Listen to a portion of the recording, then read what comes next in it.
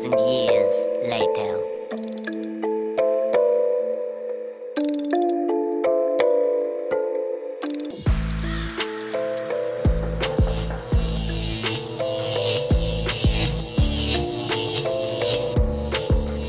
Why have you put so much into this child that you didn't know? Kids just do not vanish off the face of the earth.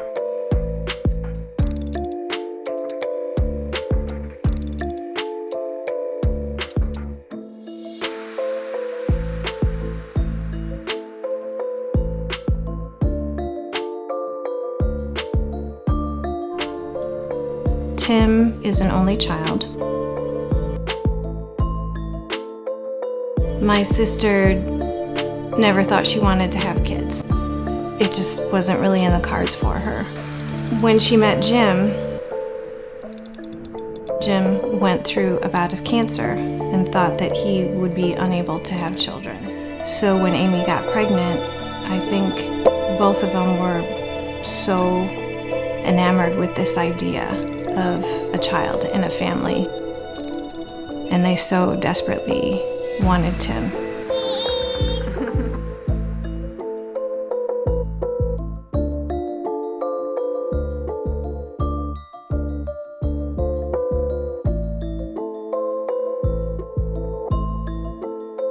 It's Amy Fry. You were attracted right away.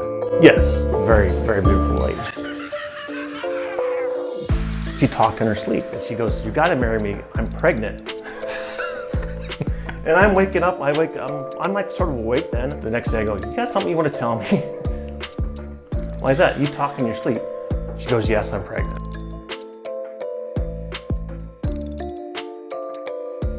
My sister loved kids, but she didn't want to have them herself.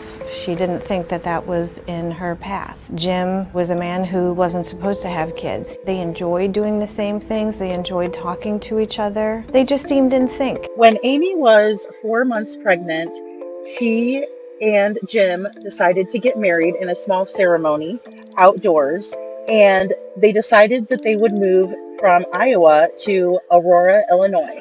On October 18th, 2004, Timothy was born, and they decided to name him Timothy after Amy's brother who had passed away, and they decided to add an extra M to his name so that way he would be unique and himself. They were so happy with what this child was going to bring to them and the family they were going to have. Timothy was such a happy baby. Her relationship with Timothy was like peas in a pod. Amy and Tim were inseparable. They were always together. They almost spoke their own language.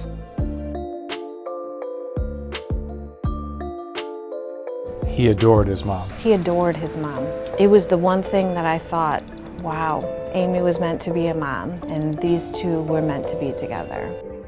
My name is James Pitzen. I'm Timothy Pitzen's dad. Very energetic, very fun-loving little boy. He was on a go-kart at 3 years old, doing donuts in the backyard, riding his bike up and down front of the house, going over to the neighbor's house, getting in trouble. Oh yeah, we told him not all strangers are bad. Police officers are your friends. Firemen are your friends. And if you have issues, don't be afraid to go up to them and tell them that something's going on. Yes, he knew his phone number, he knew where he lived. Oh yeah, teacher goes, he's one of the smartest kids in the class. The day before, Amy had a bout of vertigo. She was really wobbly and stumbly. So I let Amy know that. She was upset. She goes, "Oh, don't you trust me?" I go, "Yeah, I trust you, but you're really wobbly still from your vertigo attack. And I just want to make sure everybody gets you're safe." We dropped Timothy out of school, and Timothy goes, "Love you, Dad." I go, "Love you, buddy. I'll pick you up later." Then he runs off to his teacher's class.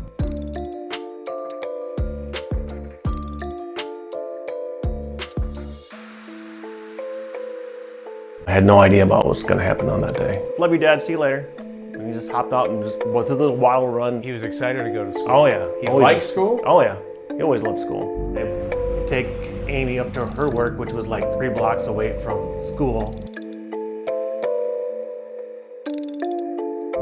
I drop her off, give her a kiss. I watch her buzz into the building, and that's the last time I see her. Amy Amy was working at a real estate company. Tim was going to elementary school, and Jim was working close by as well. I would say that their life was fairly normal.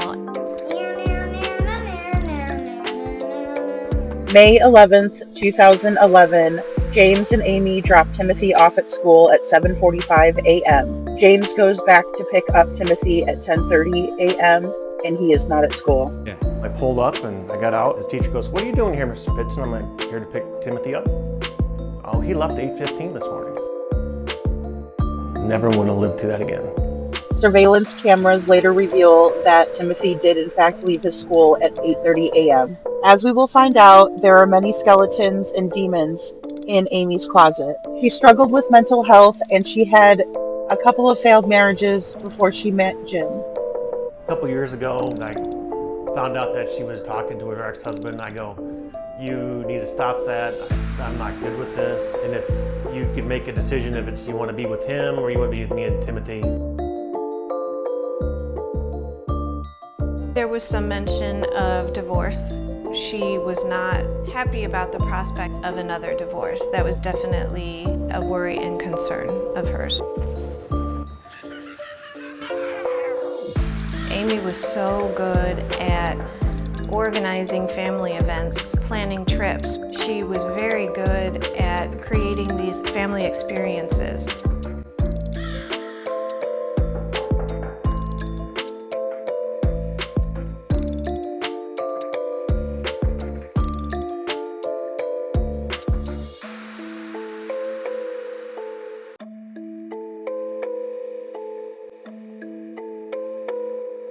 Did they fight? Sure. Were they talking about ending their marriage? Yes. There was some comments about who was going to get custody of Tim and what that would look like. And that terrified her. Amy didn't seem much different than she ever had. Certainly never had any idea of what was on the horizon. Unfortunately, no one saw what was on the horizon, or maybe something could have been done sooner. The fights were getting worse between the couple, and Amy's free spirit kept her roaming around and wanting to be free of her marriage to Jim, in my opinion. There's no other explanation for what she does to him or her son and the rest of the free world, because if you've never heard of Timmothy Pitzen before, we're going to learn tons about what happened to him, but we don't know where he is. I can't help but wonder if the outcome would have been more positive had Jim, Amy's husband, shown her a little bit more compassion or a little bit more care, maybe even getting her more help for her mental health issues. However, people who have mental health issues rarely want to receive the treatment that they do need. No. What did she say to the school when she picked him up? They had a family emergency. No, there was no family emergency at the time. She never answered the phone. How many times did you call? A lot. 15, 20 times that day. Jim rushed home and saw Amy's Ford Expedition was gone, but was relieved to find her suitcase was still there. Jim called me on Wednesday and said, "Have you heard from Amy? She took Tim. I don't know where they are. She's not answering my call." And I said, "I'm sure she's fine. If you've been fighting, just give her some time to cool off." Amy and Jim had been fighting over a recent girls' trip that Amy took to the Bahamas. It's not the first time she had said, "I'm going to go here, I'm going to go there for a couple days and clear my head." I picked him up from the airport with him. Wasn't very happy. Was- I didn't say anything. Which said everything. Pretty much, yeah. I told Jim, "Don't worry about it, just let her cool off." Jim called me in the afternoon, and I remember thinking, she's just mad. Obviously you guys have been fighting, just let her cool off. A few more hours pass, still no word, and Jim called the police to report them both missing.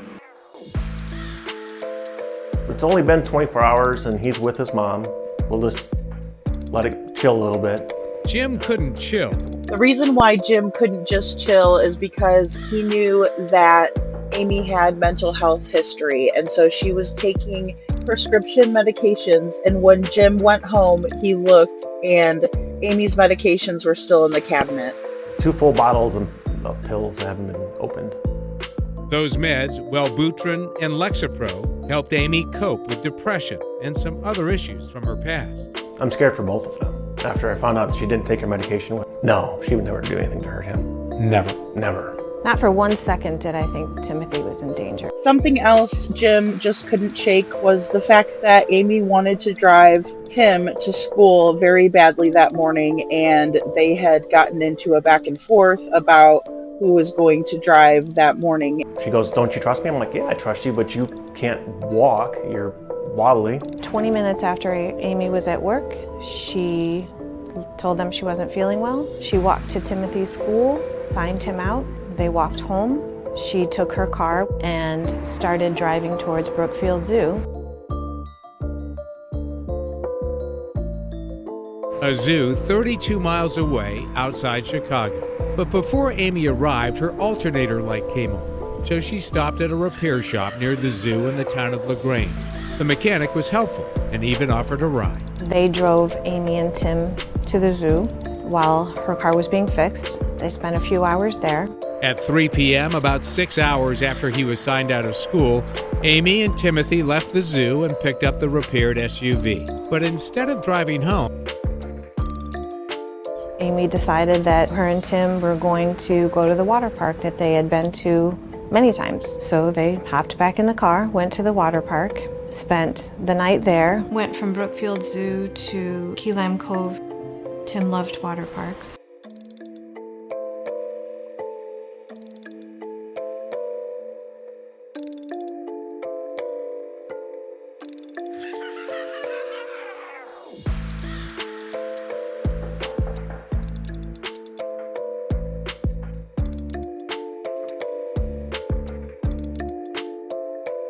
the Key Lime Cove Water Park in Gurnee, Illinois was 45 miles north of the zoo outside Chicago, another one of Timothy's favorites. This video shows Amy and Timothy walking in the hallway. They slept here Wednesday night. I think the next day she said, I really don't want to go home. So there's another water park in Wisconsin Dells. And then Thursday, she and Tim drove to Wisconsin to another resort. The drive to the Wisconsin Dells on Thursday, day 2, was 163 miles. Credit card receipts showed she stopped on the way to buy children's clothes and toys at a Shopko in Racine, Wisconsin around 11:30 in the morning. At 2:20 p.m., she bought gas and drinks from this quick trip off Interstate 94 in Johnson Creek. Looking at the footage, we can see Amy checking in with Timothy. Timothy looks super excited. He is pulling on his mom and trying to get her attention, and he's showing her things in the lobby, and he just looks like he's having the time of his life. Amy also looks like she is having a good time, enjoying herself. Nothing really seems amiss here. Everything looks very normal, and it looks like a happy situation. It looks like they're checking into the hotel, and they can't wait to get into the water park. It's a huge indoor water park. They are also seen here interacting with the other guests. Now, this is very eerie to me because if I was the front desk agent, this would really stick with me, or the guests. It looks like the front desk agent asks her what her shirt is, or maybe she tells her she likes her shirt, but she backs up and she shows off her shirt to the front desk agent, and they both start laughing and cutting up. They checked in and stayed at the Dells Water Park Thursday night. On Friday, day 3, with no word from Amy, the search for the mother and young son was now ramping up. At this point, it's clear that people have been looking for Timothy's mom. I think that she wanted to have fun and she wanted to spend some time with Tim. And I think that she just was thinking one day to the next. Well, it's Friday morning, and Timothy and his mom have breakfast. They have room service. It's about 7:30. A couple hours later, they're seen checking out. Okay, everything seems fine.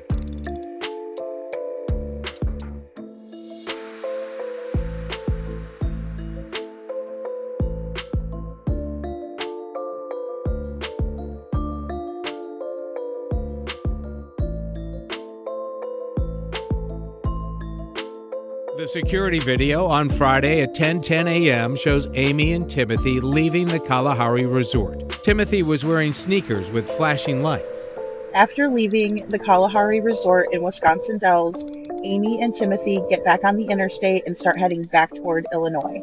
Based on the cell phone records and pings, Amy pulled over in Dixon Sterling Rock Falls area. At this point, Amy knows she has pushed her luck long enough and that there are many people looking for her and Timothy. So she starts calling people back. The first people that she calls is law enforcement. It's a little bit after 12 p.m. and she lets them know that they are fine. She says this is Timothy's mother and everything is fine. Now, Amy then calls her brother-in-law, so Jim's brother, Charles, who lives in Waterloo, Iowa. He recalls hearing Timothy in the background and speaking to him. Tim gets on the phone and he has a conversation with his uncle Charles. Timothy says he's fine, he's a little hungry, but he sounds like he's fine and he's happy. Now, let's listen to what Jim's brother Charles has to say about the conversation that he had with Amy that day. In Angeline's podcast, Jim's brother recalled the conversation. And I go, Amy, what is going on? And she's like, oh, I just needed a break. You know, everything's fine. And then I'll never forget this because I said, you know, why don't you just come to Waterloo? She goes, what? Don't you trust me? I'm not going to hurt myself. I'm not going to hurt Tim. And at the time, I believed her, you know, because why would you say something like that? Amy apparently turned off and tossed her phone and iPads to cover her tracks. She was seen alone on video. For the first time, there is no sign of Timothy. Amy was 55 miles from Sterling at this Sullivan's grocery store. Amy is spotted waltzing into a Sullivan's grocery store, which is in the Rockford area, but she is without Timothy or the clothes that she had on earlier that day. The clothes that Amy is seen wearing leaving the Kalahari resort and the clothes that she was seen wearing on Wednesday evening when they checked in to the Key Lime Cove resort have never been recovered by law enforcement. This occurs at 7:59 p.m. Now that is roughly 8 hours after Timothy last spoke to his Uncle Charles over the phone. Why would Amy throw away brand new clothes that she just bought on a mini vacation with her son? And where is Timothy? I get a call from her brother. It goes, I just heard from Amy. They're safe. They're safe. They're somewhere, but they're safe. A lot of relief.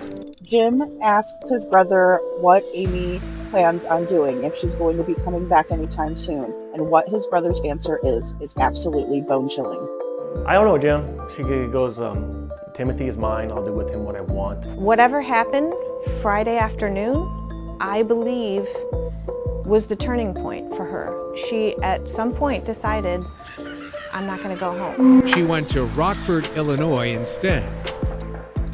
How many of you agree with Amy's sister when she says that the turning point was on Friday? Because I just can't get on board with that. I don't believe that the turning point was Friday. I think that Amy premeditated this whole entire thing, especially if there was no foul play involved with Timothy. Whatever demons or skeletons Amy was hiding in her closet, they got the best of her in room 108. At around 12 noon, housekeepers are making their rounds to clean rooms and they knock on room 108. It's about an hour after checkout time at the Rockford Motel. When the housekeeper tries to open Amy's room, the door is latched from the inside. She takes a peek inside, and what she sees is a grisly scene. She dials 911 immediately, and police respond as fast as possible to the hotel. Amy is found in her hotel room with lacerations on her arm from a box cutter, where she had inflicted wounds on herself. The scene was so horrific that even seasoned law enforcement professionals on the scene thought it may have been a homicide. Aurora police officers knock on Jim's door. 2 detectives from the Aurora Police Department. Oh, they found Timothy. They found Timothy and Amy. That just went through my mind. Where were you last night? I'm like, I was home, had some beers, watched television. Sleeping on the couch, waiting for Timothy and Amy to come home.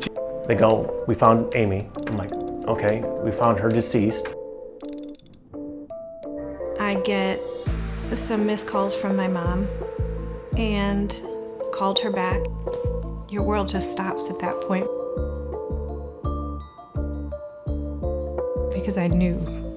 I didn't know, but I knew something was coming. She told me that Amy was dead. She committed suicide. First thing you feel is just incomprehension. Just, I don't understand. No. No. What do you mean Tim's not there? How could he not? Where is he? I don't understand. I just don't get it. Where could he be? You can't tell me that he's not there. Back at the motel, there was almost no sign of Timothy. None of the toys Amy purchased on their road trip, the new clothes or toothbrush, his Spider-Man backpack was gone. The only thing that was left with Amy was one t-shirt of his that she had bought at Brookfield Zoo. They bought matching t-shirts. And that was the only thing, which I think that was her comfort piece in the end with herself. Amy had gotten undressed, climbed into the tub, and apparently started suicide by cutting her forearm with a box cutter. Then perhaps grew impatient with the time it was taking, got out, stood in front of the mirror, slit her throat, and collapsed on the floor. I just have to say, I'm sure it was extremely painful, and that's the reason why she decided to hurry it along. I call my mom, hysterical. I go, you gotta get here. She goes, why? I go, well, you killed yourself and Timothy's missing. Just a terrible thing to happen. Jim and his mother went to the morgue to identify Amy's remains. She's like, that's her, that's her. She had a birthmark on her leg. I go, just make sure it's there and just make sure it's her. There's a lot of things go through my mind at that time. Maybe she got somebody who looked like her, and her and Timothy are out running around somewhere. I was hoping it wasn't her, but it was. It was Amy, all right, but where is Timothy? She wanted one thing of his. At that point, she knew she was going to take her own life. Amy also left her driver's license, a picture of Timothy's identification card, and a note on the desk.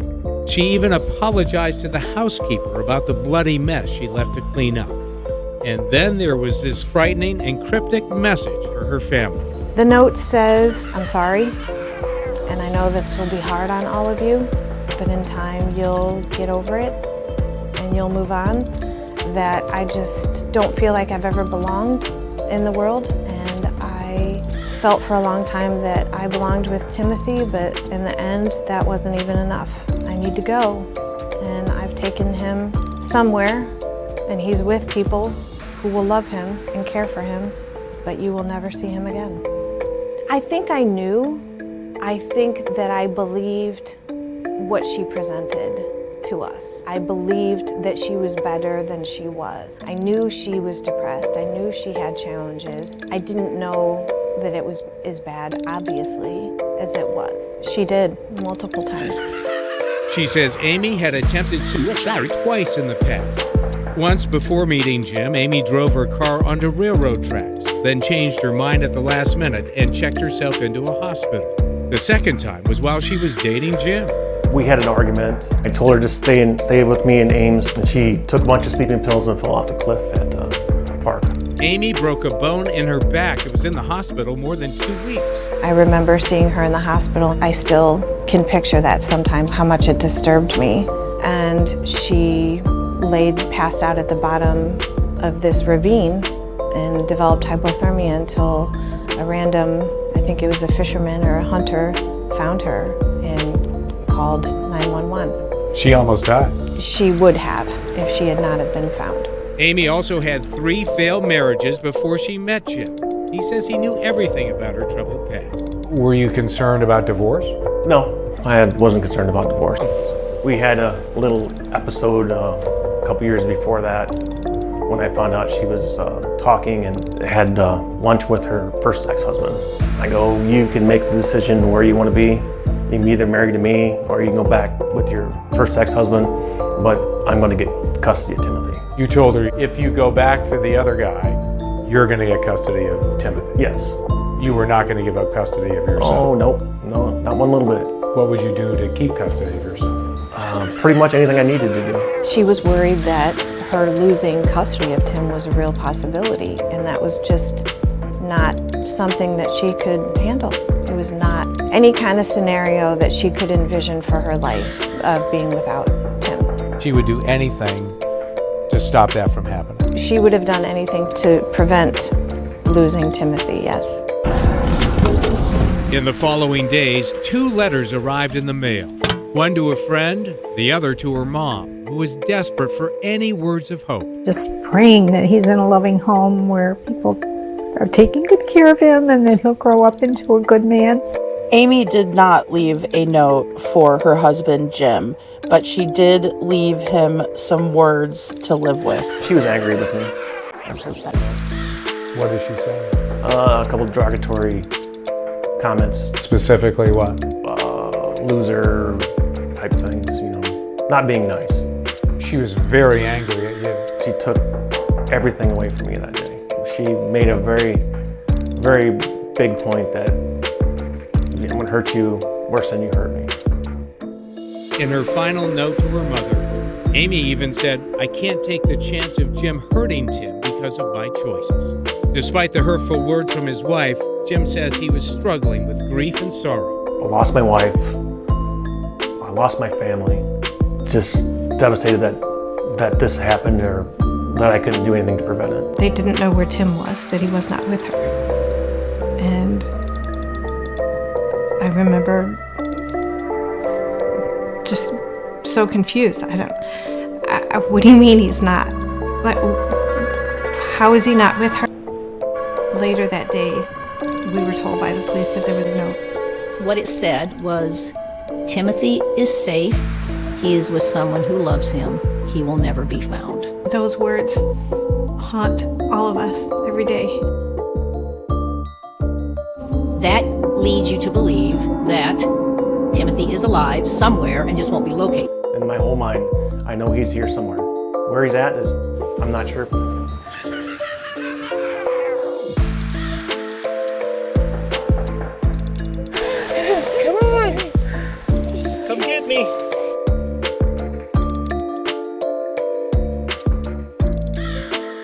Dig in like a big boy. Come on, you gotta come closer. I couldn't have even imagined it, not in my worst nightmare. We need some help with this. Amy Pitzen's violent suicide changed everything. Within hours, the disappearance of Timothy Pitzen became a national story. The FBI and Center for Missing and Exploited Children joined the search in Illinois.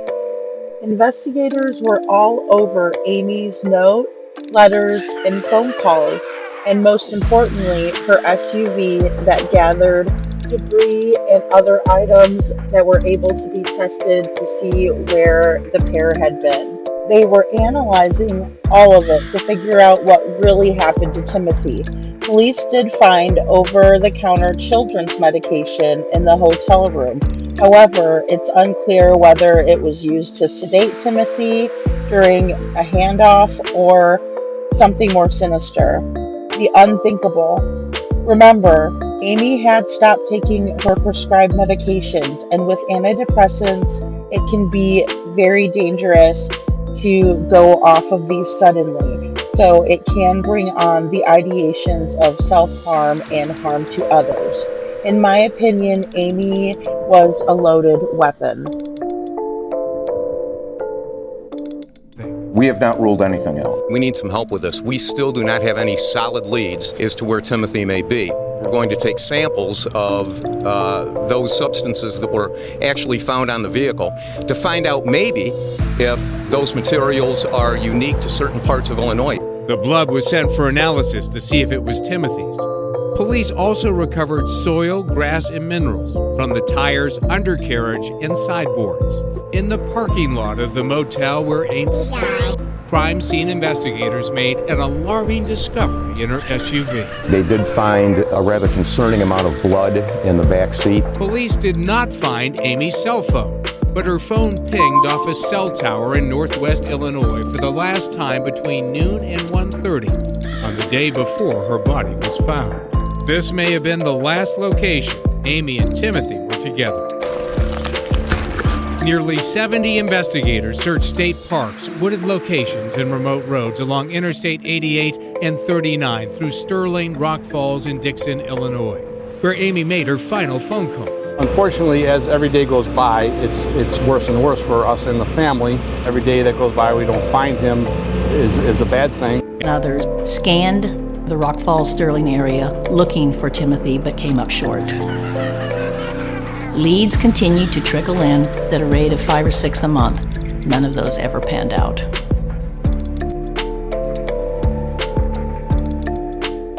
But where was Timothy? Could the answer lie in the Ford Expedition she left parked outside the motel? Were there clues about where she had been and what she had done? They did find a rather concerning amount of blood in the back seat. Jim was increasingly desperate and went on the evening news. Please, please, please, return him to his family. That blood was tested, and it came back that it was Timothy's blood. I would love to solve it. Aurora police hired world-renowned scientist Skip Palahniuk of Microtrace. He helped solve the Green River murders in Seattle by analyzing particles of paint. Now he focused on soil from Amy's SUV. You looked at soil from the sideboards. Was there soil inside the vehicle as well? Yes, there was. It was on the passenger seat. In the back or the front? Back. The same seat where Timothy's blood was found. Palahniuk says the soil had been wet. It had been raining in the hours leading up to Amy's suicide. He says the pattern of dirt under the vehicle and bumper showed she had driven off-road. The wheels were kind of spinning or in such a way that they were picking up the dirt and the mud and literally spattering it on the underside of the car and on the back as well.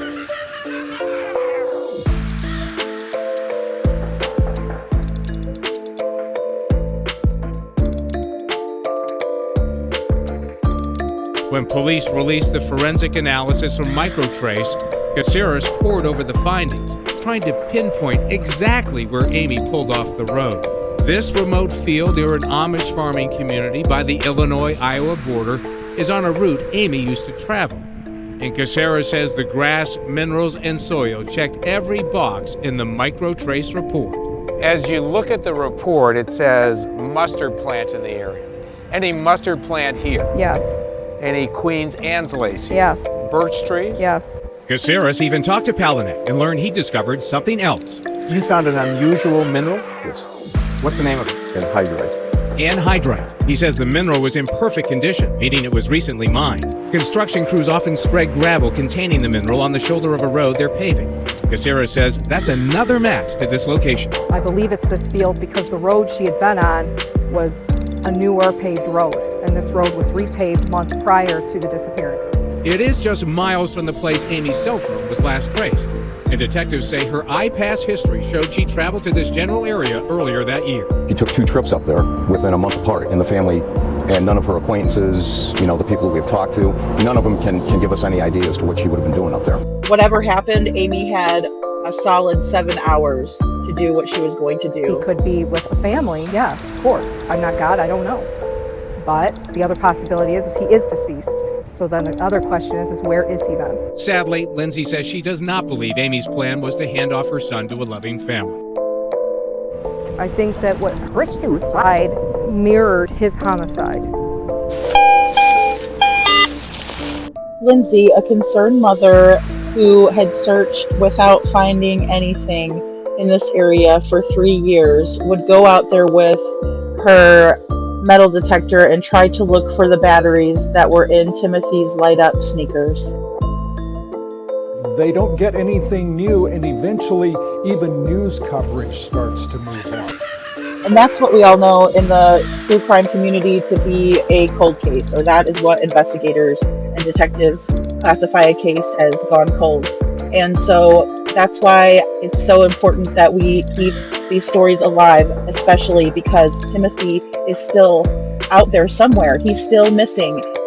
It has been 13 years since Timothy went missing, which would make him 19 years old today. Amy and her sister were best friends, and she's been advocating for Amy through this whole fiasco. I can't say I blame her. Everybody needs somebody. It took me 10 years to get the courage myself to make that drive. Amy desperately wants to find Timothy as well, and so she retraces her sister's steps, and what she finds out is very interesting. It was like a light bulb went off, and I'm like, now I get it. Now I know where she went. Now I could see her steps, and I could be in her head and see what she was doing. Remember, her sister's cell phone was missing. Well, a few years after Amy's death, the couple found it behind a grain storage building off this remote road near the border of Illinois and Iowa. Pleasant Valley Township. Yes. In the middle of nowhere. In the middle of nowhere. As Kara pulled up, she realized this was a place she and her sister had driven by before. And that phone proved Amy had been back. The question was why? And I'm like, now I get it. Now I know where she went. Now I could see her steps, and I could be in her head and see what she was doing. This is the crossroads. Somewhere between Sterling and Mount Carroll, the phone calls happened. After that, Amy's phone went dead. She apparently tossed it behind the building so she couldn't be tracked. I think she's made the phone calls before they get here where we're standing, and I think that was it. The phone calls were to say goodbye. I think so. Based on cell records, Amy reached out to relatives from noon to 1:30 on Friday, day 3, when Timothy talked to his uncle. He was not heard from or seen after that. This was meticulously planned. Yes, I believe so. I believe she went north on 78, which would take you right into Route 20. And if you turn left, that'll take you to Dubuque. Dubuque, Iowa. Kara said this is where her family went when they were kids. Spent a lot of time on Route 20 back and forth when we were young, visiting our grandparents, our aunt and uncle. Amy actually lived with our grandparents in Dubuque for a period of time in the early 90s. She knew people there, she met people in Iowa. I believe that whatever happened was a connection that she made there. And you believe whatever happened was a handoff to another family. I do. And you think that's where Timothy met with some other family. I do. Even as she retraced her sister's next stop, 53 miles east in Winnebago, a family dollar store not far from the motel where Amy died. Here, Amy bought a pen, envelopes, and paper. Then she headed to a nearby Sullivan's grocery to pick up her favorite snack of Ritz crackers and milk. Amy stayed at the parking lot for a while. I think she was thinking about what she wanted to say. Kara thinks she spent a few hours writing her last letters before mailing them at the post office across the street and checking into the motel. Remember, Amy had changed her clothes, but Kara says she doesn't think it was to conceal evidence of a crime. She was still looking fine. She wasn't disheveled. She was carrying herself appropriately in a public space. Nothing would make you believe that she had just done something so heinous.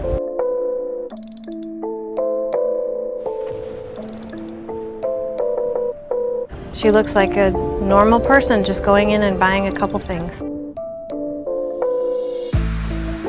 They found Timothy's blood in the SUV. Mm-hmm. A lot of it. Mm-hmm. Is that not a sign? No, Jim was actually in the car a couple months before that when Tim had had a terrible nosebleed, and he bled all over his car seat, all over the car, all over his clothes. He was prone to nosebleeds, so no. Like gushing nosebleeds? Yeah. That would account for that much blood? Yep. So you don't think the blood found in the SUV has anything to do with your sister doing anything? Absolutely not.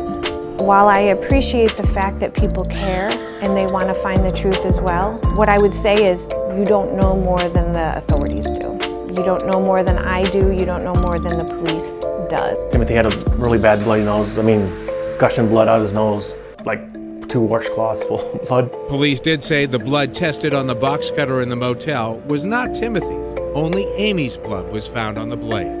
Police say a complete check of all Amy's computers, phones, and financial records showed no evidence of a secret adoption. Thousands of times I visualize him standing in front of his dad. Kara works with Angeline at the Center for Missing and Exploited Children, helping other families. Her journey continues. The road she travels is a long one. The destination, not a place, but a person. We are not done. I am not done until I can see Tim standing in front of his dad. And then I'll feel complete, like the circle is closed. As he's not convinced of Kara's Iowa handoff theory. It says he does believe Timothy was given to someone, somewhere. You believe someone raised him as their own son? Yes. What do you want for them? I want them to know when Timothy is found and we find out who you are, there will be another knock on your door. And hopefully it's the police. I thought about a lot of things. I know what I'm capable of, and I know they sat this close. Yeah, it wouldn't be good. One person saying, I remember this day when I seen these people with this little boy, or I remember that Amy and Timothy here, and gave him a big hug, and he went with somebody else. It's gonna be a one person, one big clue type thing. It's gonna solve this whole thing. Jim still sees his son in his dreams at night, and dreams of the day he wakes up to find him. Dig in like a big boy. Come on, you gotta come closer. Do you envision the reunion? Always. I've had since he was about this big. Just running up and give me a hug. And now I'll shake his hand.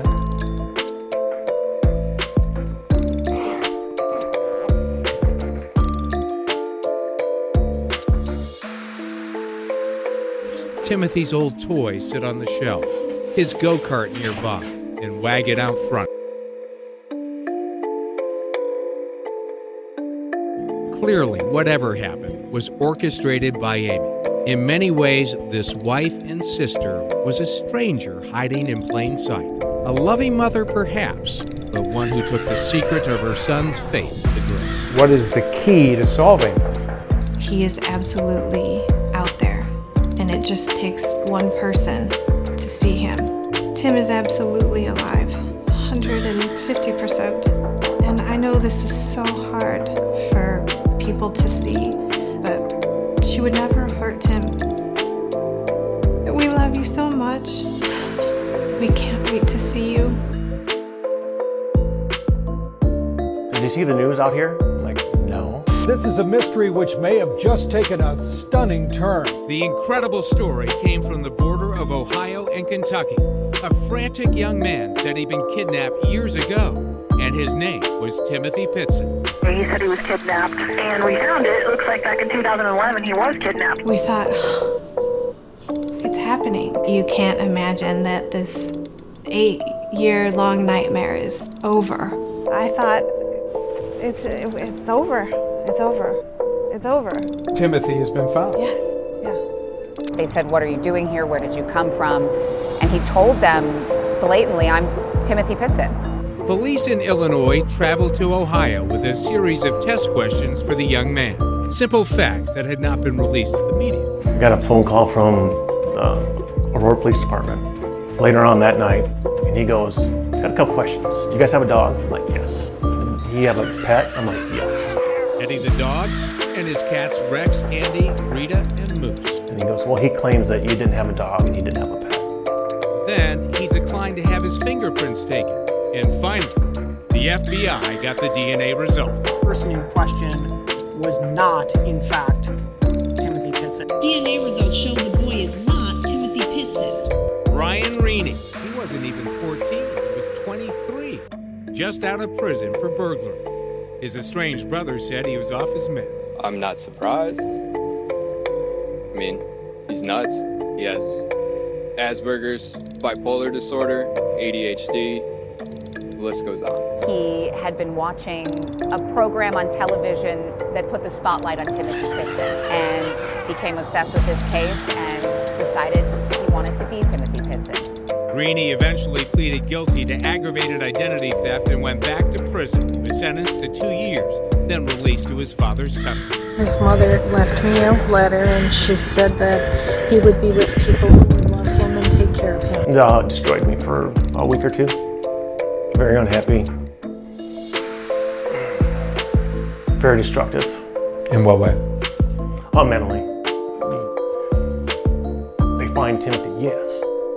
Then it brings you back to, like, ground level to back through therapy and deal with everything and false hope and just want my son. And don't care how old he is, I just want him.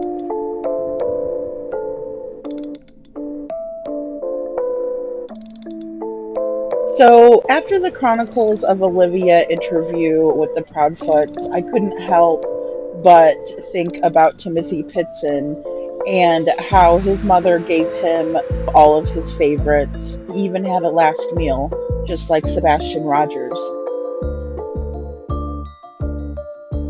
Before we get into case comparisons, I would like to talk about the Pitzens. James and Amy met in Iowa. They were both living there, as you know, and there was a bit of an age gap. Amy was 43 and Jim was 39 whenever this all occurred, and so there was a 4-year age gap between them. Timothy's school had issued an identification card and done fingerprinting as part of an initiative to keep kids safe. Now, as an extra precaution, the Pitzens did purchase an identification card, an Illinois identification card for Timothy, and it's the same identification card that was found with Amy's ID in the hotel room. It seems that the Pitzens did everything to try to keep Timothy safe from predators and strangers, but in this case, it was his own mother that he needed protection from, because either way, whether she handed him off to another family and did a secret adoption, which there's no proof that that ever happened, even if she did that, she would have had to have traumatized Timothy to do so. And if she did do the unthinkable to him, like she did to herself, then she took her son's life. And that is what's called altruistic filicide, which is just really a fancy way of saying a mother who red rums or murders her child, and she believes this is the best interest of her child. And the reason why she's doing it is she thinks that she's either protecting him from something or someone or some circumstances, or it may have been because the child was ill and they wanted to help them along. Studies show that there are 5 main reasons or causes for a mother to commit such an act as this altruistic filicide. But before we get into that, I would first like to go into a deep dive on Timothy's case. Let's start out by examining the dynamic between Amy and Jim. So the toxicity in their relationship and the ultimate downfall of their trio. I want to explore what Jim and Amy were going through before this all transpired. So we have Jim and Amy meeting. Jim doesn't think he can have kids because he thinks he's sterile from chemotherapy that he had. He actually kicked cancer, and he meets Amy. Amy has been married already 3 times, and she gets pregnant by Jim unexpectedly. She was completely fine without them having children. She didn't see children in her future, and she really didn't want children by all accounts. And there's nothing wrong with that at all. And sometimes people that don't have kids, they just don't know what they're missing out on. And then after they have kids, they can't picture their life without their kid or their kiddo. So Amy and Jim get married 4 months after she finds out that she's pregnant, and Timothy is born on October 18th, 2004. They move from Iowa to Aurora, Illinois during that time. Now, everything seems peachy keen. Everything's going well. They're excited. They have their new baby. They're thinking that life is great, right? They're new parents and they're able to spend all their time with Timothy. They're taking him on different family excursions and vacations and just doing different things with him. Amy suffers from mental illness, and so she probably isn't having a great time. She's probably struggling, and even in this picture here, you can see that she is not happy. Something in her eyes is just telling us that she is sad. There's a sadness in her eyes and maybe even a little bit of destruction. I also see a bit of disappointment in her face, in her eyes. And it could just be that the idea of motherhood, or what Amy thought it was going to be, didn't meet her expectations, and she realized that she really didn't want to be a mother. Jim mentions that about 2 or 3 years before all of this, which would have made Timothy about 3 years old or 4 years old at that time, that Amy had met her ex-husband, so her first husband. She had met him out for lunch and they were talking again, and he didn't appreciate that, and he let her know that he was not okay with that and that he wanted her to stop. And he also gave her an ultimatum, which I didn't quite like, but once we figured out more of the story and the dynamic, and with Amy's mental health conditions and things like that, it's probably because he was protecting Timothy, so I really can't fault him for that. But what he says to her is that it's either her first husband or she can be with him and Timothy. And he lumps himself and Timothy together there. And in my opinion, both of these parents used Timothy as a pawn when it came to the ultimate demise of their relationship. So they both were using him as leverage against each other and a way to hurt each other. And this is very common, and it's also very easy to fall into. But just the fact that he gives her such a harsh ultimatum, and with her mental health history, I really believe that it was basically like, you know, a bombshell went off for her, and she was like, this is ridiculous. I'm not going to allow him to dictate what happens to Timothy. And we'll talk more about what she writes in her note that she wrote for everyone. Because on all accounts, she wrote a letter to her friend. She wrote, who was unknown, just a friend. She wrote a letter to her mother, and then she wrote a general note that she left in the hotel room. She mailed the other 2 letters off, and we'll get kind of more into that later on in the timeline. Anyhow, they were not budging. So you have Amy in one corner, and you have her husband Jim in the other, and Jim is not budging either. He's saying, you know, there's no way in hell I'm going to give her custody, and there's no way I'm going to budge on that. Absolutely not. And he even says, not one little bit. So they were both, and even her sister is, you know, a voice for her, and she says Amy was not having that. She did not want him to have custody, and so they were, like I said, in the ring, one corner and one corner, and then there's Timothy as the prize. And it's very unfortunate, especially with what all transpires during this story here, during this raw narrative. And so we have that dynamic, and we have just some animosity building, and it's been building for years now. So for 2 or 3 years it's been building. Amy wants out of the relationship. She's made that very clear, but she doesn't want to leave Timothy behind. They're pulling on him and fighting for him in all of this. Now, Amy has had history in the past of self-harm. So before she met Jim, there was a time where she decided that she was going to sit on the train tracks and wait for a train to come, and she decides at the last minute that she's going to drive over to the hospital instead and get herself some help. So that was fantastic. Well, fast forward a few years later, she is with Jim and they get into an argument. Jim wants her to stay with him in Iowa. Amy takes off and she ends up at the bottom of a ravine with hypothermia and a broken back, and luckily the hunter or fisherman or whoever it was, outdoorsman, was out there and he found her and she was able to get to the hospital and she survived. Had to have been before Timothy. Well, she hadn't had an episode like that in quite some time, but as I said, the pressure's building and building, and 3 years of her in a tumultuous relationship with her now fourth husband, Jim.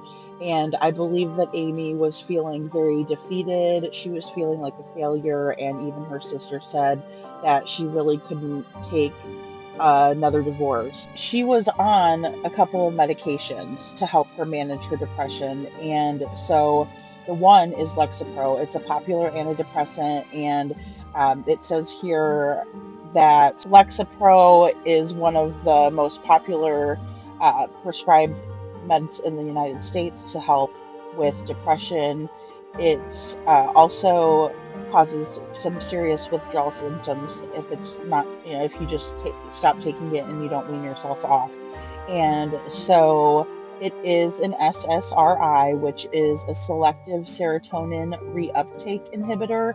So it's definitely changing the brain chemistry, and it's allowing the serotonin release. And I can go into this, and this could be a huge long thing, but in other words, it does affect your brain. So in addition to treating depression, Lexapro is also prescribed as an anti-anxiety med for anxiety disorder, obsessive compulsive disorder, and panic disorder. So Lexapro is usually taken for a period of many years, either until a person feels that they don't need it anymore, or until they begin experiencing some negative side effects or decide to switch up their medications, because sometimes that happens and it takes a while with these. So most of these medications, they don't even start working for the first 2 weeks, so you don't even know how they're working until they've seeped into your brain system. Ceasing to take Lexapro should not be taken lightly or without clinical oversight, so it needs a doctor's oversight.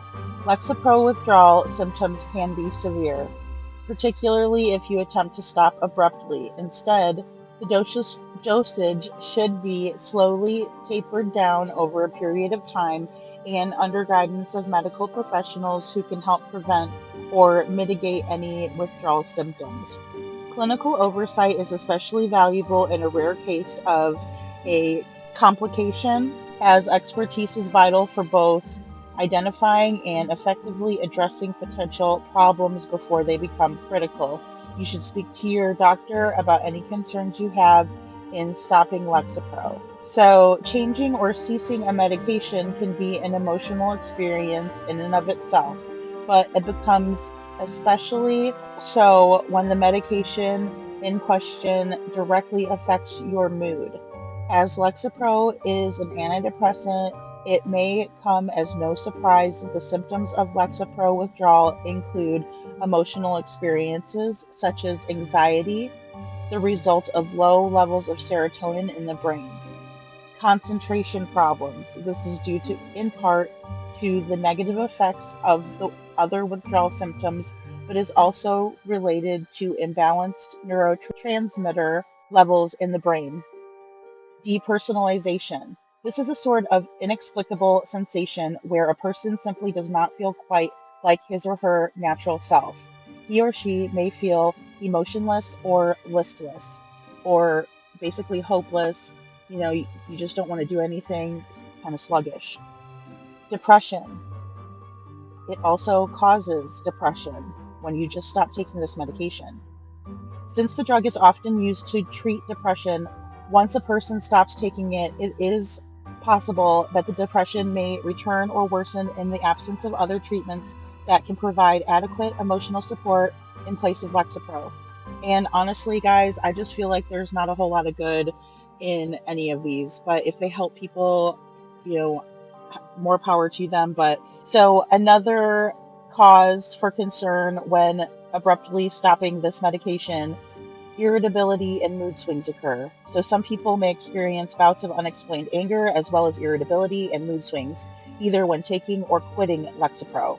So, again, you're damned if you do, you're damned if you don't with this. And last but not least, we have the ideations of self-harm. So these thoughts can increase or intensify during withdrawal or going off of these medications suddenly. It is important to seek medical support as soon as possible if this occurs. Many of these effects can be difficult enough to deal with on their own. However, the effects of Lexapro withdrawal are not limited to merely the psychological effects, but also physical. So we have appetite changes. There is something called brain zaps, which I did have an experience with when I was taking another antidepressant. It wasn't this one, for my PTSD. And so I've chosen the path not to do that, and I just do it naturally now. But brain zaps are the sensation that a small electrical shock is running through your brain. So it's just kind of like a little zap in your brain. It's really hard to explain, but it's very bizarre. So dizziness, fatigue, or confusion. And this really stood out to me because Jim talked about the vertigo attack and how she had about a vertigo. And this may be why. We don't know how long Amy had been off her medications. There were 2 bottles full of her Wellbutrin and then also of this other Lexapro. It also can cause headaches, insomnia, fever, nausea, or indigestion. We have sweating, we have weight changes, often weight loss, dry mouth, frequent urination, altered perception or certain senses such as smell and taste. Horrific. So several factors can influence how severe the withdrawal can be, but there's many symptoms here that basically if you're on it, these happen to you, and if you're off of it, or if you just suddenly go off of it. And now just briefly, I want to go over what happens if you just stop taking Wellbutrin. So Wellbutrin is thought to treat depression by changing chemicals in the brain. As a result, it can sometimes cause uncomfortable symptoms for a while when you stop taking it.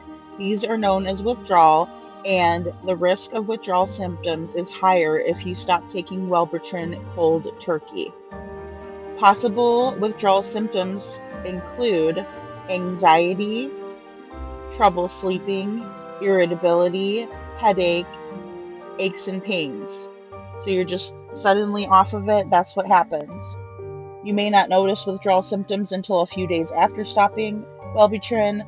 This may be because medicines can stay in your system for 5 to 6 days after you stop taking them, so they're still in your bloodstream and they're still affecting your brain, essentially.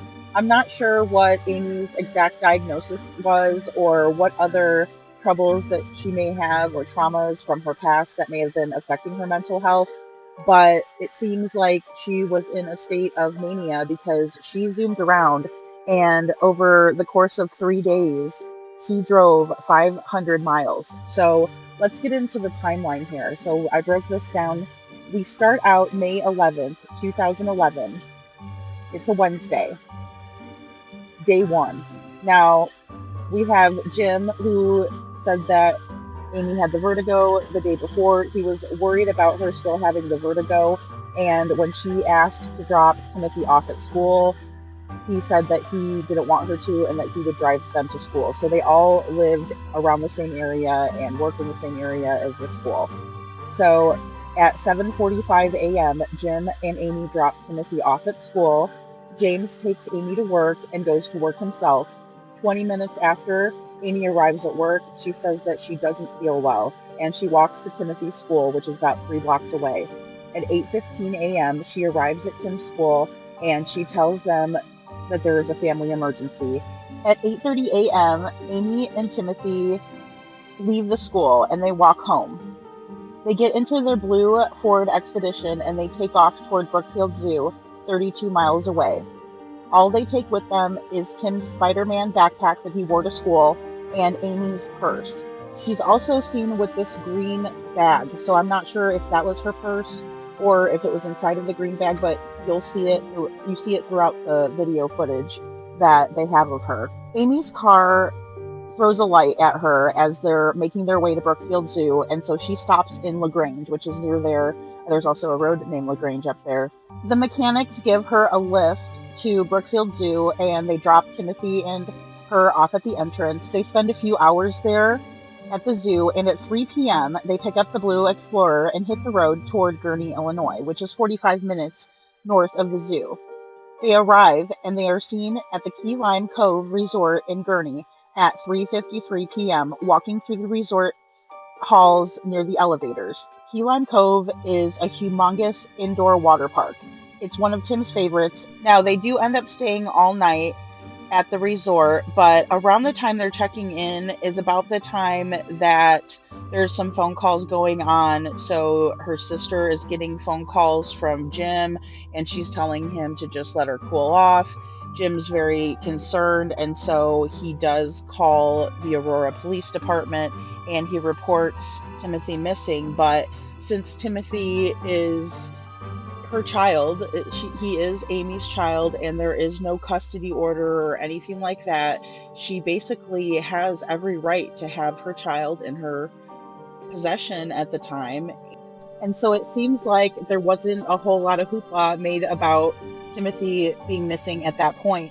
And so even the police say, just chill out for the night. Well, it was very hard for him to do that. And so Jim was very concerned.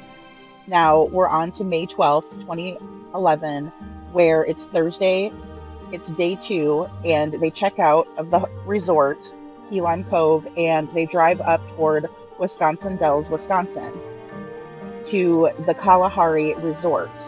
Now, this is another massive indoor water park. It's 163 miles from the Key Lime Cove Resort, and on the way, they stop in Racine, Wisconsin at 11:30 a.m. They were seen at the Shopco.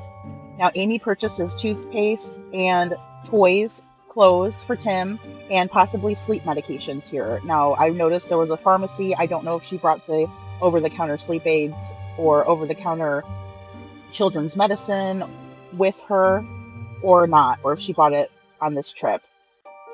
Now, that was found in the hotel room, remember. They go on, and they are spotted at 2:20 p.m. when they stop for gas and drinks at a Quick Trip off of I-94 in Johnsons Creek, Wisconsin. At 3:39 p.m., they arrive at the Kalahari Resort and are seen in the lobby. This is all based on receipts from Amy's credit cards and the resort surveillance. They stay all night there. Now, by Friday morning, people are starting to worry and wonder. Family is looking for them. Police were notified Wednesday, Friday, May 13th, 2011, day 3, 7:30 a.m. The pair order room service. So this is Tim's final meal, his last meal or known meal. We don't know if he's alive or not, but by all accounts, this was his last meal at 7:30 a.m. So they eat breakfast at 10:08. They're seen checking out of the resort, and by about 10:10, I saw the surveillance video from that. I wasn't able to pull that from Aurora Police Facebook page, so I apologize. I tried to pull that and post it in the video, but I couldn't. And so that camera footage said it was about 10:15, 10:16 when they were seen walking out of the door of the Kalahari Resort. And so Timothy was wearing his light up sneakers at that point. Amy makes some phone calls from 12 p.m. to 1:30 p.m. And the first call that she makes is going to be to the police. So she calls them, tells them everything is fine, that they're doing just great, and she's Timothy's mom. No big deal, right? No harm, no foul. Everything's all good. So I would love to have been a fly on the wall for that conversation, because I know that in the beginning, the police were thinking he's just with his mom, everything's okay. But I really feel like if Jim told them that she made up a lie to pull him out of school about a family emergency, that should have been a big red flag, and that should have really got the ball rolling on figuring out what was going on. I mean, it's 2011 at this point. There's been many, many cases like this where mothers and fathers kidnap their own kids. And I know that sounds crazy, but it happens. And obviously it's happened here in this case. And so when she speaks to the police a little after noon, I just can't help but feel like that was a huge missed opportunity, because they may have been able to catch them or find out where they were, and maybe they could have prevented a lot of this situation from happening. Now, cell towers and pings do confirm that Amy pulled over to speak with family members in Dixon, Sterling, Rock Falls area, and she made phone calls to Uncle Chuck. So Jim's brother was her second call, and Timothy speaks to him, tells him he's a little hungry. Now, Timothy did eat at 7:30 a.m., and so I bet he was hungry. Amy tells Charles that she just needed a break, everything's fine. And then one thing that stood out to him that he talked about on the podcast that was a common theme was Amy saying, "Don't you trust me?" So she says, "Don't you trust me? I'm not going to hurt myself. I'm not going to hurt Timothy." It was also said that she told him, quote, "Tim is mine and I will do with him what I want," end quote. So now at 1:30 p.m., we have a time frame of 6 hours from 1:30 to 7:30 p.m. She is seen later on around 8 o'clock at a Sullivan's grocery store without Timothy. So I wanted to just kind of narrow it down to a small window and a likely possible window. So that is 6 hours. Now, after the 1:30 phone calls, the noon to 1:30 phone calls, and her pulling over, this is where it gets a bit hazy. She did chuck her cell phone out and her iPass. Her iPass has never been found. For anybody that doesn't know, Illinois has toll roads, and you used to pay the toll with just change. It used to be like 40 cents when I was a kid. I remember it being as low as 40 cents. I'm not really sure when the iPass came out, but it's basically just a little box, and whenever you go through the toll road, you don't stop. You just keep going, and it bills you. And so there is a tracker and a tracking device within the iPass. So she chucks that out the window somewhere, I don't know where, or she throws it in a trash can. I mean, who knows? And you still have the option to pay the toll with money, so you can still do that, but the iPass is built in for people who are always driving the toll roads. And so her cell phone was recovered. It was found in a field behind a big grain building. So it's a big storage building for grain in Pleasant Valley Township, and that's on the border of Iowa and Illinois. A couple found it a few years after all of this happened in May of 2011. It was a couple years later that they saw the phone out there and they found it. Now, it had to be out in the elements for quite some time at that point, obviously a couple of years. And I don't know if you could put that in a bag of rice or not, but I'm going to guess not, especially if it was raining and things like that. Now, Pleasant Valley Township is basically, we used to call it the boonies. And so I lived in the suburbs of Chicago. And so when you go out that way, and it's a town of 250 people, and that's the census from 2011, basically it's a sneeze and you'll miss the town. So it's very, very small, and I'll do a deep dive into the maps that go into this situation, because like I said before, Timothy's still out there somewhere. He's still missing. So we'll definitely do a follow-up video on this. But right back to where we were, Amy stops at a Family Dollar in Winnebago at some point. We're not sure exactly when, but it was more closer to that 8 o'clock window, 8 p.m. window. So Amy stops at the Family Dollar. She buys a pen and paper and envelopes. And the Sullivan's grocery store is within walking distance from the Family Dollar. But Amy drives her Explorer over to Sullivan's, and she is seen at 7:59 p.m. She spends 7 minutes total in the store. She buys Ritz crackers and milk. That's one of her favorite comfort food type things. So she goes out in the parking lot and she sits out there for a while, and her sister thinks she was out there writing the letters. Now, Amy did change her clothes before this, so like I said, it's a little bit hazy. Based on Amy's history of this trip, it seems to me, and like I said, she also planned trips for their family all the time, so they traveled a lot, stayed a lot in hotels. It seems like Amy liked to check in right around check-in time. Most hotels, it's 3 o'clock. They don't like to let people in earlier than that, especially if it's a high volume hotel, like some of these resorts and places they were staying in. And so with that being said, and especially like a seedy motel where she did herself in, I doubt she would have been able to check in before 3 o'clock. So sometime after 3, she had to have checked into the Rockford Motel, and I believe that's when she changed her clothes over. Now, whether she was doing other things other than that, I don't know. Maybe she checked in later than that, like around 4 or 5, but either way, she is seen around 8 p.m. And so there's also a post office across from Sullivan's, the grocery store, and we do know for a fact that she did sit out in her car for a period of time. And so the 2 letters that were mailed off, that was possibly when she wrote those. She could have went back to the motel and wrote the note that she left behind. So at the end of the day, Timothy was not with her anymore. It wasn't like she left him back at the hotel, because on Saturday, May 14th, 2011, day 4, housekeeping finds Amy in a room and they call 911. Aurora detectives speak to Jim and they tell him what happened. Tim's missing. They don't know where he is. Now, Kara finds out, Amy's sister, and she's very back and forth. So Kara is just a sweetheart. I mean, this is her big sister. Amy is her big sister, and I want to be as respectful as I possibly can to Amy, because she was a person that was hurting, and I understand that some of the things that she did definitely point to her being a monster, but also when you're dealing with the mental health like we spoke about, and that's why I wanted to go in depth with it and let everybody know that when these medications and you're off of these medications, this is what can happen. And it's not just, ideations of harming yourself, it's ideations of harming others. And that is very common when it comes to antidepressants. And like I said, you are damned if you do and you're damned if you don't with those. So my heart goes out to anybody that is struggling with mental health. There are so many resources out there, and I will definitely include some of them in the video. So I included all of these different interviews from when this first occurred, and then there were some interviews that happened in subsequent years, so over the 13 years. And there are different interviews of Jim. He just wears that baby blue collared shirt. In a couple of the interviews, you can kind of tell because the background's different or the questions are coming from a different interviewer.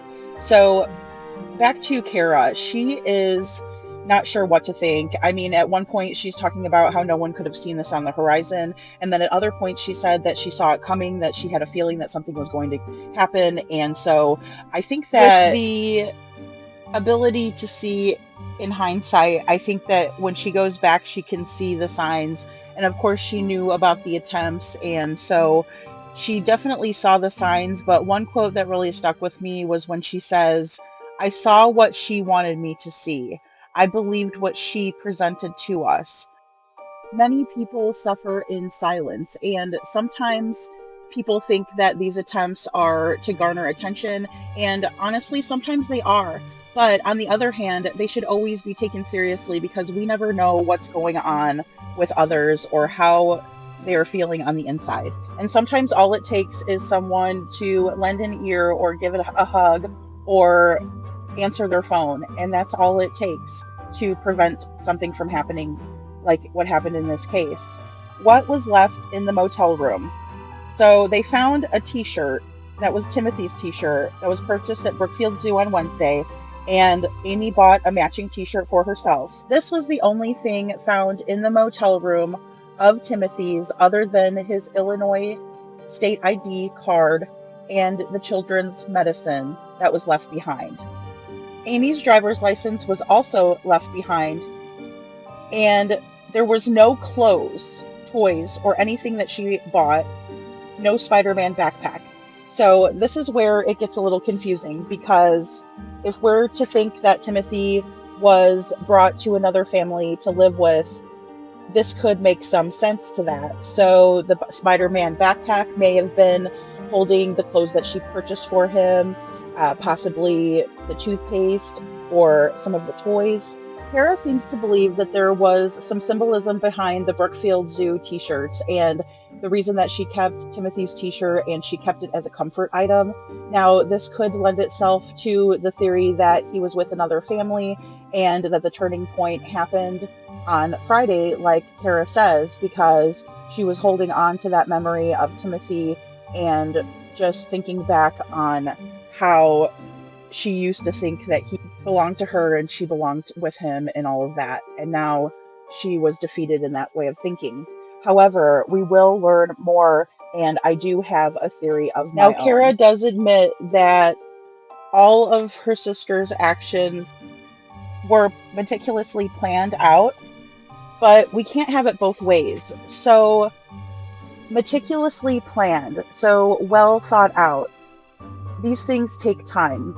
Being meticulous takes time. When it comes to this planning, she had to have thought this out for a while. And like I said, I feel like it was brewing like a storm for a while. I mean, it was just churning, and all of the turmoil and the fighting over Timothy, and she didn't really want to be with Jim, and I don't really feel like she was comfortable in her own skin. And so just all of these things all together was just a big conundrum of ick again, and it caused so much dysfunction. And by the time her medicines weren't being taken and all of that sort of thing, I think that the turning point came somewhere within the last year, because remember, she did visit that particular area outside of the border of Illinois a couple of times. Now, let's go over some of this evidence. So there was a concerning amount of blood in the Ford expedition. So the nosebleed defense.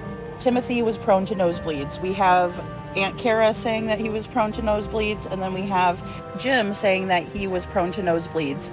Now, I'm not saying that he wasn't. I definitely believe that he did have nosebleeds, and many kiddos do. Many people have them. Sometimes it's caused by dry weather, things like that. But when I think of a nosebleed, it's usually a localized type of a thing. Now, there are some that are gushing, and it could have, but it's not like a projectile kind of a thing. It's just like gushing down, right? And it would go down your shirt and everything like that, and you would get a washcloth, and you would hold your head back. And that's the biggest thing when you get a nosebleed, is you want to hold your head back, and so that way you're redirecting that blood back too. So when it comes to that, it's very hard for me to believe. I don't know how much there was found in the back seat, if it was cleaned up and they had to find it with luminol or other testing.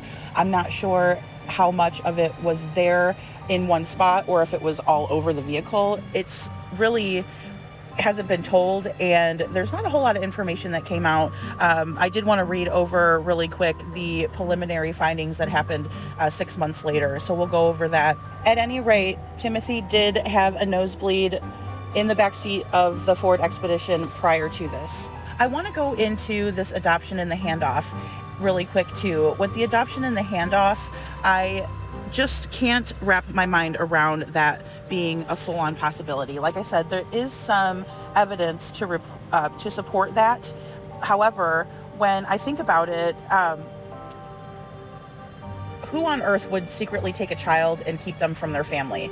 I mean, I get it. There may be people out there that desperately want to have a child, but after families was looking for Timothy, and after he's been all over the news and missing posters and things like that, you would think somebody would come forward and just say, hey, I'm really sorry. I thought that I was doing a good thing here, and here's Timothy back. And so I just feel like there would have been something. And Timothy was 6 years old. He was one of the smartest kids in his class, according to Jim. And so I highly doubt that he was Men in Blacked and he completely forgot his name and his past and everything like that. Let's not forget Stevie Stainer. I mean, he was 6 years old when he was taken, and he knew everything. He remembered everything. And so, it does depend on memory and things like that. And trauma can also repress memories and things like that. So, but I'm just not convinced that this is the case. And I just really believe that purely speculative, but I believe that it's very possible that the case ran cold because of Amy taking her life and doing her own self in. I believe that since there is no one to charge, that they haven't brought charges. After all, they don't have any remains to examine or focus on, and they also don't have a person to question. So the old adage, men tell no tales, well, it looks like it's the same for women. So going over the evidence a little further, we have mud spattered all over the vehicle, the back, there's some inside of the vehicle even. The grass, minerals, and soil that were found were tested, and it came out that there was some presence of anhydrite, and that is a substance that was recently mined. It's put on the shoulders of roads that are recently paved, and so it was brand new, just set out. And we have a lot of Tim's blood in the backseat of the car, and nothing really comes of any of that. So let's read over the preliminary findings, and these results came out in the case. It was November 18th of 2011 at 8:30 a.m. So let's read over those. New forensic results in Timmothy Pitzen case, Aurora, Illinois Police Department. With last week marking the 6-month mark since anyone had known contact with 6-year-old Timmothy Pitzen, Aurora police say that preliminary results from an outside forensics lab hired to assist with the case may help narrow areas that will lead to evidence and assist in pinpointing what happened to this boy. The private, undisclosed forensic lab has been processing materials taken off of the SUV that the boy's mother, Amy Fry Pitzen, was driving and Timothy occupied before she did herself in on either May 13th or 14th. The lab has determined that sediments and plant material on the vehicle indicate that it was stopped for an unknown period of time on a wide gravel shoulder, gravel road, or short gravel turnout, either adjacent to or off of an asphalt secondary road that had at one time been treated with glass road marking beads in close proximity to the gravel shoulder or road where the vehicle stopped. It backed into a grassy meadow or field to a spot that is nearly treeless. There are birch and oak trees in the general area, but not directly over or at the spot where the SUV stopped. Both Queen Anne's lace and black mustard plants grow in a row along the border of the field or the shoulder of the road. In addition, there is no corn growing in or adjacent to the spot where the SUV stopped, nor is there any indication that the area had been used for agriculture in the past, or recent past rather. Instead, the evidence strongly suggests that grasses have been the only major plants growing in the immediate area, which leads scientists to believe that it is a meadow and not, for example, a field that had once been farmland and not recently sown. Forensic results indicate that the grass was not cut, which helps rule out a rural residential lawn or a park. There is also a strong likelihood that there is a pond, small stream, or creek in the area. Scientists further believe that the meadow is most likely in northwestern Illinois, with Lee and Whiteside counties as the most likely locations. However, areas in Carroll, Ogle, Stevenson, and Winnebago counties cannot be ruled out at this time. The last time anyone had contact with Timothy was on May 13th, 2011, when he talked to a relative on Amy's cell phone at about 1:30 p.m. That call was traced to a point about 5 miles west of Sterling, Illinois, near Route 40. Further processing of the materials found on the vehicle are continuing. While the findings are helpful to investigators, they still do not have enough information with which to plan ground searches. However, they are asking landowners and residents of those counties whose properties match the outline description, and hunters, outdoors enthusiasts, and other visitors to similar areas to check for items that have been missing from the Pitzens. Those items include Timothy's Spider-Man backpack, several toys, and a tube of toothpaste Amy had bought for Timothy before he disappeared, and Amy's cell phone, an iPass device, which we know that they found her cell phone, obviously a couple of years after this, behind the big grain storage barn.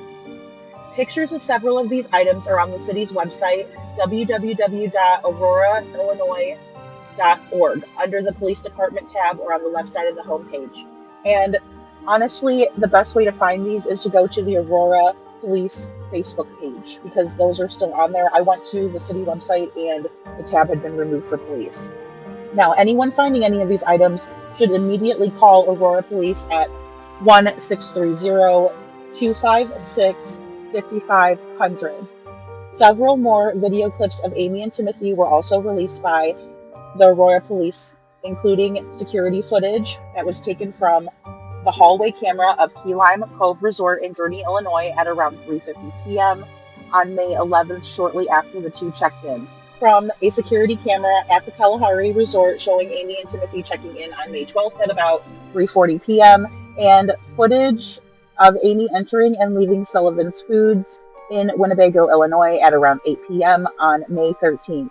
Timothy Pitzen was about 4'2" and weighed about 70 pounds. He has brown hair and brown eyes. There are also no solid leads as to his whereabouts. Anyone who may have information, please call the Aurora Police or the authorities 911. Aurora Area Crime Stoppers is also offering a cash reward of up to $5,000 for information that leads to Timothy. All leads to be placed to Crime Stoppers are anonymous, and the phone number is 630-892-1000. So that's all we have in terms of some hardcore solid evidence. So we definitely know that Amy was in the Sterling area, Sterling-Dixon area, so but closer to the Sterling side. So when we're looking at a map, it's going to be Dixon and then Sterling, but Sterling is a straighter shot, and it's also a straighter shot from the Dells. And so in the next video that we put out about Timothy Pitzen, I'm going to go deep dive into, and we're going to go ahead and go over some possible routes and some possible scenarios that Amy could have taken. That's a whole other video in and of itself, and I would love to deep dive into it with you all. So let's plan for that. Now, I do want to go into, again, some case comparisons with Sebastian Rogers and with Timothy Pitzen. Before we do that, I just want to go ahead and say a couple of things, just some housekeeping items. So I have been on a hiatus. I am working on a huge project for you guys when it comes to the Sebastian Rogers case, so just bear with me a little bit. I am a new YouTuber, and I just got some really great news at the end of last month that I'm able to be monetized, and I'm in the partnership program with YouTube. So I'm working on that. I'm working on getting some better systems in place and a little bit more professional videos, things like that. So just bear with me. I'm so grateful for all of you. I'm so grateful for everyone who wants to listen to me and interact with me in the comments.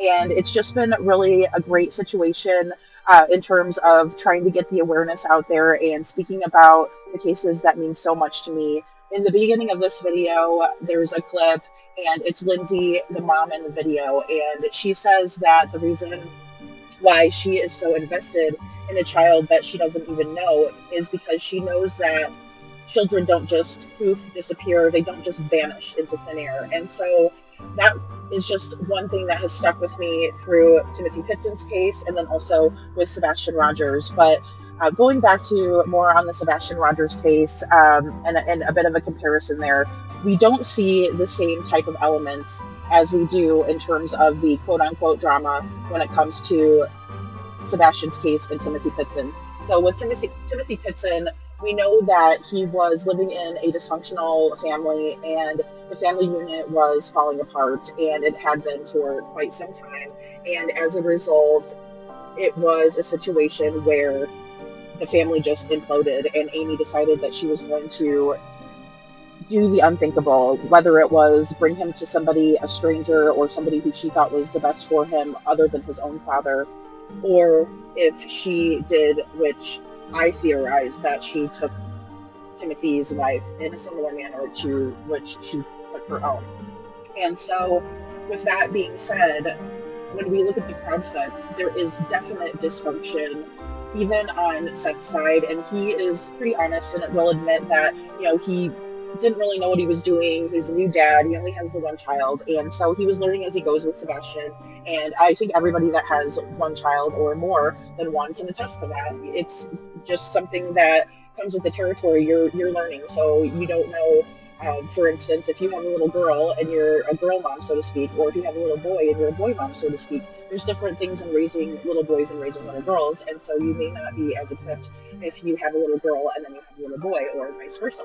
So what I'm trying to get at is that there's these levels of dysfunction and these dynamics within the family, but when we're looking at the Sebastian Rogers case, there is so much craziness involved in it. And I, in my experience as just a listener on YouTube, it's something that is really troubling to me because I guess I was in my own little bubble of the creators that I was accustomed to listening to, and I would follow them and the cases that they would talk about, and some of the things that would interest me, it was very similar to the things that were interesting to them. And then also I felt more of a community aspect to the true crime community as a whole.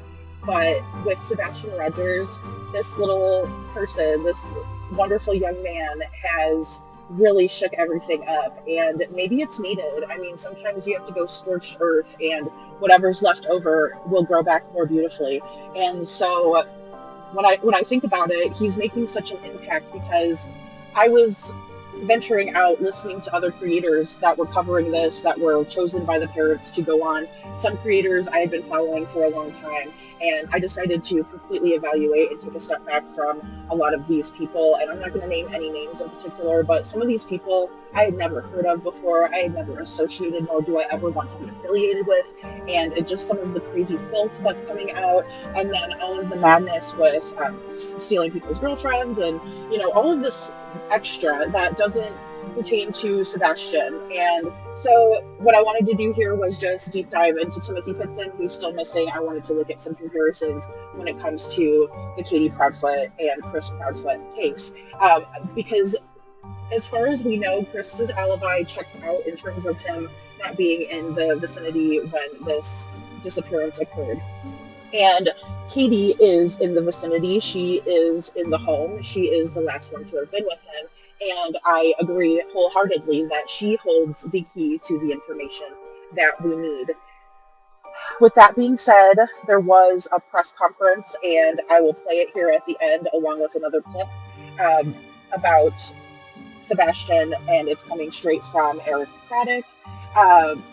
One thing that I was very upset with, and you could look at this as drama, and honestly, at the end of the day, guys, when we look at true crime, my mom used to call it a tearjerker, right? We watch the tearjerker movies. You watch a Lifetime movie. You watch these HBO Families in Crisis. It's a tearjerker. It's drama. It's like raw emotion, right? Because these are stories of real people. This is life, and this is happening to people. And if anybody thinks that they're above that, or there's anybody out there that thinks that there's not rough family dynamics in every family, even the ones that look completely normal and perfect. I mean, the Pitzens are a prime example of that. Then you're lying to yourself. So let's get real with it. It's all drama. This is drama. But when Eric Craddock says that YouTubers and rumors have done nothing to move this case forward, I beg to differ. Because are you saying that Chris Proudfoot going on a live for the entire world to hear over YouTube waves is helping the investigation, when he is talking about how he's exposing Sebastian to a song that talks about nothing but playing with the person who's singing's private parts and your own privates? And so I don't think that's helping the investigation along any. I don't think it's helping anything when Chris and Katie have come on since day one and lied their tails off from day one with misinformation, mistruths, half-truths. Let me make it crystal clear, making nothing crystal clear. Let me make it real simple when nothing is simple, because he's just babbling on and giving out all this information to confuse the situation. It's a confusion manipulation tactic. It's gaslighting. And when I think about the way that it's been received by law enforcement and their lack of effort, it's utterly disgusting, especially when we think about when adults groom children for SA purposes, or when adults are being inappropriate in front of a child who they're supposed to trust this adult, but they're being inappropriate with them. And this is, I'm guessing, after he was SA'd by the other young lad, one who was SA'd by him. And then you're going to tell him about this song talking about the private areas like that? I mean, this child has a rare chromosome deletion syndrome. He has autism, and he has fluid on his brain. And you're telling him these things after he has been SA'd? What in the hell is wrong with you? Deputy Eric Craddock, how is that helping anything? How is lies furthering the investigation? from the person who was last with him. You need to go back into the home and you need to treat it like a crime scene, like you should have from day one. And if you're not willing to do that, then find someone. Make no mistake, Sebastian Rogers missing is not yet a cold case. The TBI, along with the FBI and the Sumner County Sheriff, tell me that it remains an active case. But authorities also say they are no closer to solving the mystery of what happened to Sebastian. Since then, things have been quiet. We're doing everything we can do. Every time a tip comes in, we follow up on it. Eric Craddock is chief deputy with the Sumner County Sheriff's Office and heads up the investigation. 100 days since Sebastian disappeared is a milestone, but Craddock says no one is giving up. Unfortunately, the number of tips or potential sightings reported have gone down in recent weeks. There are no more random search efforts by authorities, but based on the investigation and search efforts to date, they do have a body of work to review. I think in the absence of information, what we'll continue to do is go back over everything we've already done once, put a fresh set of eyes on it. Maybe someone with a fresh outlook will notice something in the search area that others have missed. In the meantime, Craddock says they keep in touch with Sebastian's parents, who continue to cooperate, having talked to them just this past week. Everyone is frustrated over the lack of new leads, which unfortunately still result in crazy conspiracy theories. Oh, the rumor mill on social media has done nothing to advance this case. When something significant does happen, we will hear about it first from authorities, not from armchair detectives on social media. For now, investigators say all options remain on the table, including the possibility still of foul play. Nick Barris, News Channel 5. Do you guys know, I know you guys were checking shoes last night to see if he was barefoot. Is that still the case? Is he barefoot? Because I know on Facebook somebody posted a picture of these could be his shoes, or is that so he is presumed to be barefoot at this point? What I can say is that his mom says all of his shoes are accounted for at the house. I'm not going to say that he's barefoot. All right. What I can say is that his mom says all of his shoes are accounted for at the house. I'm not going to say that he's barefoot. All right. So I guess I really don't understand why they would even come out with that information or say that, because it doesn't help anything, and that's another thing that would just start more rumors, because people are trying to figure out and make connections and find out what happened to Sebastian. So I don't know, I just don't see why there's misplaced anger at YouTubers. I get that some of them do come up with crazy theories. I know a lot of them use the bait and switch, where they'll bait you with, something that they have on their thumbnail, and then you'll click into it and it's something totally different. I mean, that's just part of marketing. That doesn't bother me as much as the fact that people are out there using like the spirit boxes and the pendulums that are swinging, and they're like, Sebastian, and like that is really weird to me, and it's a little off-putting. I think that it's disingenuous on many levels. I know there are certain people out there that have strong intuition and gifts and things like that. I completely understand that.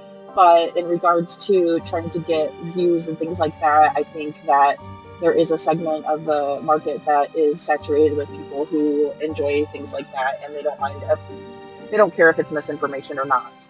But for the most part, people are trying to get information out there, and we're trying to connect the dots, and we're trying to come up with solid answers. And when we have Deputy Chief Craddock who wants to be pissy with us when they're the ones that don't have any information, it's just, again, like I said, misguided, and it's just projection, in my opinion, where they're upset with themselves, and so they're projecting that out there. Social media is a wonderful tool for getting people, getting their stories out there, getting people's names out there, their faces, and to keeping their stories alive and keeping people interested in trying to find out what happened to them.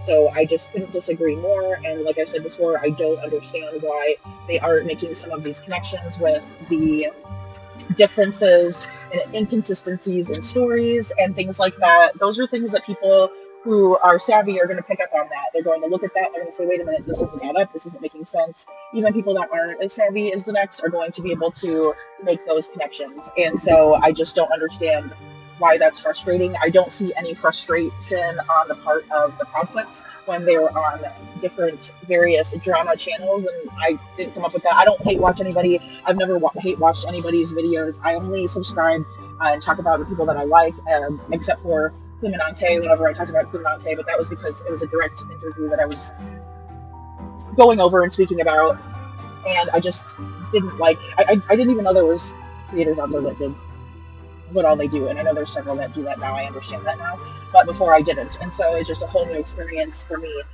because in my opinion, I want the facts, I want true crime conversation, I want to find interesting tidbits and explore and examine, I want to discuss these things with you, and that's the kind of community that I want to bring to you. And I also want to bring you my genuine self, and I want you to be able to bring in your genuine selves too. I want it to be a safe community to build, and I also don't intend or plan on silencing my listeners for the lies of parents of a missing child who they were the last ones who they were responsible for Sebastian.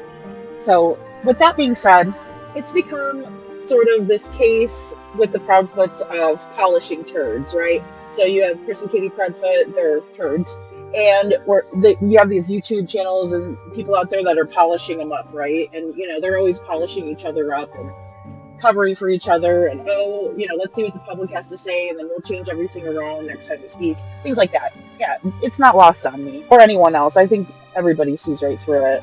But anyhow, narcissists are like the secondhand smoke of mental health, and it's really funny because that's something that was on Dr. Ramani's videos, and I've talked about Dr. Ramani before. And so it just kind of made me laugh because they're so insidious. And that's how Chris Proudfoot is. He's so insidious. He's like the secondhand smoke that just gets into everybody's nostrils and just makes you sick. And then you have Katie, who's like the little turd on South Park, Mr. Hanky's wife, that she's got the little martini. Yeah, it's the public's fault. It's the public's fault, and we should all be ashamed of ourselves for questioning any of it. Let's go into a little bit of these dynamics that are similar and comparisons to this case. Because like I said, the minute that I saw the Chronicles of Olivia and we heard about BJ's and the Colossal Popcorn and talking to the family members and all of this stuff, it just seemed like it was all of these, you know, this monumental occasion in one day. And Chloe said it best, what was the special occasion? You know, what was that special occasion or reason why you were going all over and doing all these things, games, and, you know, at the bowling alley, and then going to dinner? I mean, that is just a full day. And so it just reminded me of Timmothy Pitzen. Comparison 1. Altruistic filicide is one of the 5 types of filicide when a parent unalives their child as defined by Dr. Philip Resnick in 1969. Altruistic, the parent believes the child is suffering or that unaliving the child is in their best interest, even if the child's suffering is not real. For example, a parent with tendencies or harmful ideations towards oneself might not want to leave their child behind in a cruel world. AKA, what Amy's train of thought was she didn't want Timothy to be hurt by his father, Jim. Pathological. The perpetrator may have a serious psychiatric illness, and the filicide may have psychotic or altruistic motives. Unaliving oneself or another. This is also apparent in the case of Timothy and Amy Pitzen and what happened to Timothy. Now we also have accidental. The child's death is an unintended result of abuse or neglect, such as battered child syndrome or Munchausen by proxy. And we do see this dynamic, or there has been talk about this dynamic, with Katie giving Sebastian an overdose of medication. There's also retaliating. The parent unalives the child to get revenge on their partner. Now, again, back to the Pitzen case, we see this dynamic. And we see this dynamic with Katie Proudfoot. There could have been a situation where she didn't want Sebastian to go live with Seth, and there's also a major money motive there with child support, and this is something I have thought of since day one. Now we also have acutely psychotic.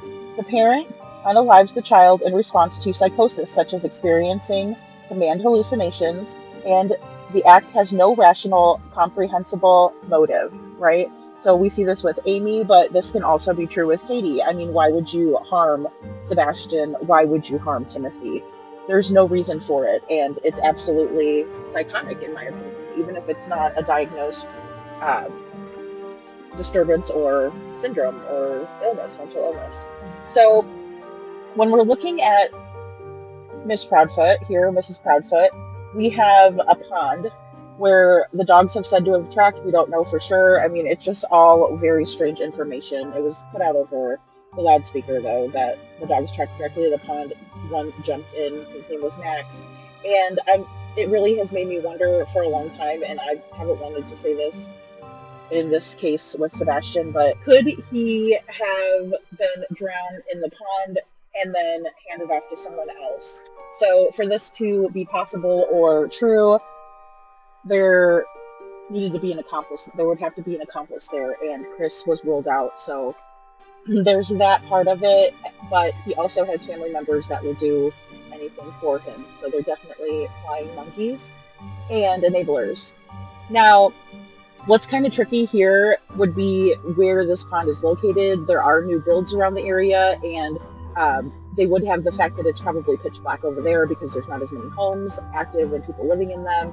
And so they would have the cover of night, but then also there are homes right there. So somebody would have had to have not seen anything. It may have happened in the wee hours of the morning. I'm not 100% on that. And of course, I'm always researching and trying to find more information on that. But if we are to believe that it's just so pitch black over there, it would be a good way to hide. Now, Sebastian's 120 pounds, he's 5'6", and his two aunts and his cousin saw him that day. I mean, you'd have to have just a very vindictive personality to do this and to hurt the other parent, or if you just didn't want to give up your child and you didn't want to pay child support and all of that jazz. So when it comes to giving these children the best day they've ever had and all of this fun stuff loaded into one day and their last meal, all their favorites, and then next thing you know, they are nowhere to be found. It reminds me a lot of the Andrea Yates case. As I said, these are very rare instances where these things happen, but they do happen. Now, I want to explore a little bit deeper, and forgive me for this, but I want to share this story that I read. And when I looked up from reading this story, I looked right at my boyfriend, and I'm like, the hamsters. And when I was little, my parents bought us a hamster, and the next thing you know, there's like these little pink things moving around in the cage under the hamster. And so I was so little, I didn't realize. I went ahead and grabbed one of the little baby hamsters, and I'm like, oh, it's so cute, and giving it a kiss and everything. And I love this little hamster, look, and I'm showing my parents. Well, that very same day, the mother hamster literally like slaughtered her babies, eating their heads off and everything like that. And so it was very crazy being a little kid seeing that, but then also just understanding that the reason why she did that was because I handled them. And of course, my parents took that as a teachable moment. Don't do this, it's a teaching moment. Animals are very, serious about their young, and they're protective. And so that element would have to be lost for these mothers. But in the same way, that need to protect is so strong that it causes them to do things that would harm their children. And I want to tell you about these cats. This is entitled, Why Did My Cat Kill Her Kittens? My younger female, 18 months old, had her first litter of 8 kittens. She did well at first, but her milk came in slowly. At feeding time, all 8 kittens went out to 4 of her teats, which produced milk. She never got milk in her other teats. Even though we monitored her and shifted kittens, they would not nurse on her other teats. She would let them nurse as long as she could, but within 2 or 3 weeks, she was unable to nurse. The kittens had sucked and chewed those 4 teats raw. She was unable to feed her kittens. We started bottle feeding them. Then kittens started disappearing. I thought she was moving them out of the protective instinct, but I was wrong. We found the first kitten in an empty box under the kitchen table, and she suffocated her kitten because she wasn't able to nurse it. She would wait until we were at work or sleeping and take another kitten and unalive it. We kept bottle feeding, but by the time the remaining kittens were a month old, there were only 2 left. Even though they were growing and healthy, she continued to try and unalive the last two up until they were almost 6 weeks old. She would groom them, play with them, and they were beginning to eat solid food. Then, in the middle of the day, she picked up a kitten and carried it toward the kitchen. By the time we got to her, the baby was gone. She laid or sat on his chest until he stopped breathing. We kept the remaining kitten closed in the bedroom, far from his mama. My roommates didn't understand why she unalived her kittens, thought she was evil, and just didn't understand. I feel so bad for her. She knew that she could not provide her babies with what they needed to grow and thrive. Now, here, I think that the writer got these two mixed up because filicide is when you unalive the kids and your mother, and this other term is for unaliving your mom. So this happens more frequently than people know. If a kitten is weak, deformed, or not thriving, the mother will move it away from the rest of the litter, not care for it, or feed it. It is a bit of Darwinism, passed on, the strong genes, and survival of the fittest, the carrying on of the species. I cried and buried those kittens next to my second big orange male, Apollo, and my gray Mauser, Bruce. Well, that was brutal and a very creepy kitty story for you guys, but it does illustrate this animalistic side of humanity where you'll do anything to protect your young, and that just comes from that very primal urge and need. Well, guys, I really hope that you enjoyed my raw narrative for today, and I look forward to seeing you all soon. I also look forward to the day when I don't have to say this phrase. Today is June 5th, 2024, and Sebastian Rogers has been missing for 101 days today. I made my concerned citizen phone call for Sebastian. I called TBI, the Sumner County Sheriff's Office, and also the DA. Please do, if you feel so inclined. Lady Justice is blind, but we are not. Lady Justice listens carefully, and so should we. Thank you all so very, very much, and I will put out information on my community post when I'm ready to enlist some moderators for the channel. I'm really excited, and I can't wait to see how we grow. Thank you. Stay safe out there.